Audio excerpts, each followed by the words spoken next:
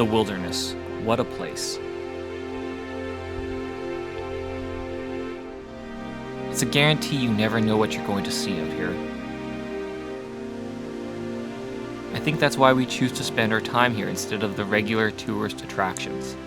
There is a constant excitement from the moment you get out here until the moment you pack up your canoe and get back up on the highway. You never know what might pop its head out of the forest to take a sip of water, or what beautiful works of art the sky might display for you. Wilderness, though, is a white man's word, as Bill Mason used to say. To the First Nations, this is just where they lived. As we paddle the routes once paddled by the First Nations in birch bark canoes, I can't help but picture a time 400 years ago before white man came to this enchanted land.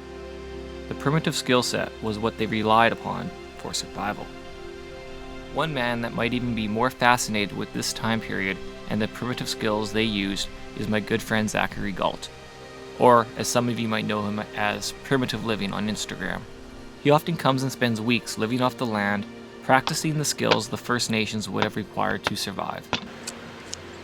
I sat down with Zach to ask him a bit about what got him interested in this craft and why he pursues it wholeheartedly.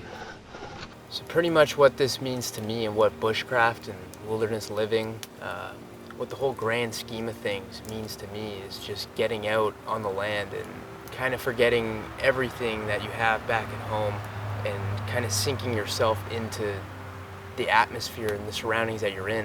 And for the most part with me, that's the boreal forest of Ontario. And to me that's home because it's a diverse group of trees. It's just wild land, free, clean water. It's freedom to me, and that's really how I got hooked on all of this. Heading out into the woods with Zach is a blast. The natural instincts of survival just start to pour out of you, and you don't worry about a thing except for how are you going to catch those fish that you can see, and how are you going to make the fire to cook them on. So today, you're eating sucker fish. Let's see how these taste. I don't think there's anything more therapeutic than being in a canoe with your gear and gliding on a calm lake, or just being on water. And you got the sun reflecting off the water, bouncing at the trees. You got the reflection from the trees in the water. You got the granite, and you got the hard Canadian shield. You got all of this mixed in together, and you're canoeing, and it's the most beautiful place you've ever been in your whole life. And even if it is in that moment. And that's why I love the Boreal. It doesn't matter where you are.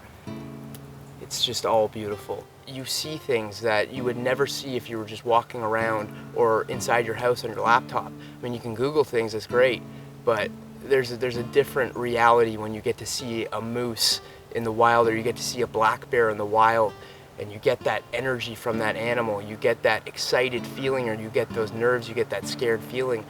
I think that's what it's like, and that's what we're meant to go through on a daily basis, are those nerves and those feelings. We're supposed to feel that, not the feelings of no one liking your photos on social media. I think we're going through a different time right now, but at the same time, we can also look back on our past and learn from our past and not forget about it and return to it. So living off the land and going back to 400 years ago, when we talk about this unforgiving landscape, and we look at these survival shows as almost unbearable, and they're hard to go through, they're hard to watch. But if you actually take a step back and you look at our history, this is just living. This is just what we've been meant to do from the get-go. We were meant to live off the land. We were meant to hunt and fish for our food. We were meant to forage for wild edibles. We were meant to drink free, clean water from lakes and streams. I think that we were meant to breathe fresh air. I don't think we were really meant to be stuck in this concrete jungle full of cars and exhaust and cell phones and social media. One of the things I noticed right away about Zach is his willingness and patience to teach others. He instantly welcomes you into his tribe and gives you the guidance you need to learn the survival skills yourself. He truly wants you to succeed. And then there's the magic of creating fire with friction, and that was a huge addiction to me and really got me set in primitive fire. And there's one thing when you're sourcing your materials and you have sets where you've dried out and you know that this set of wood is probably going to produce an ember or a coal for you through either hand drill or bow drill. But there's another thing where you go out into an environment and you're using new materials. You're not drying anything out. You're going and just picking from the land as you would in a real life situation. And that willpower, your endurance, your stamina, your drive is what creates that ember.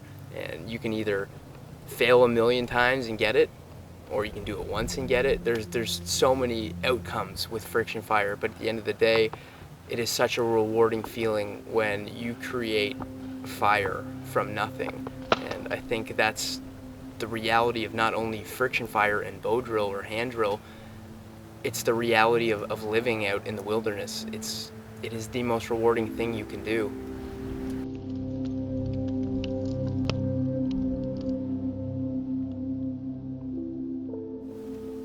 So when I end up going out on my excursions, or if I'm entering a long-term wilderness situation, or even if it's not, even if I'm just going in the woods to just camp for a few days and kind of relax and get my head out of things, I mean, the feelings that you get right off the bat when you're out there is just that sudden decrease in anxiety that you have. Like I'll get out there, I'll be in the canoe, my bag's packed, I have food, I got a fishing rod, I got everything with me that I need to live out there. And with some people, I could see them just being terrified because everything's on their shoulders, but with me, it's almost like that moment is that relaxed moment. That's where I can finally just go, oof, and just let it all out and be me. And that's the most freeing and relaxing feeling, is that the first moment where I know I'm going into a situation where I'm gonna have to be camping out here, living out here for an extended period of time. But I think the reason that I get so relaxed, or I know that I'm gonna enjoy this period of time or however long I'm out there, is because I know the rewards that come with it. It's not just the fact that I'm gonna be creating my own existence. It's even the rewards that I get once I come home, back to the modern civilization. Once I'm back in the concrete jungle, surrounded by cars and cell phones and social media and people, it gives you a deeper appreciation for those things as well.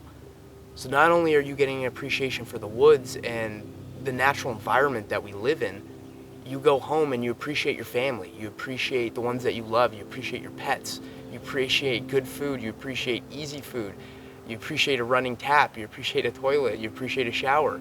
It opens your mind up and it makes you, in my eyes, a better human being. And it really instills values that I think we've kind of forgotten and we've kind of lost. And I think more people need to get out there and really experience what the wilderness has to offer, or what the natural world has to offer, because it's all good.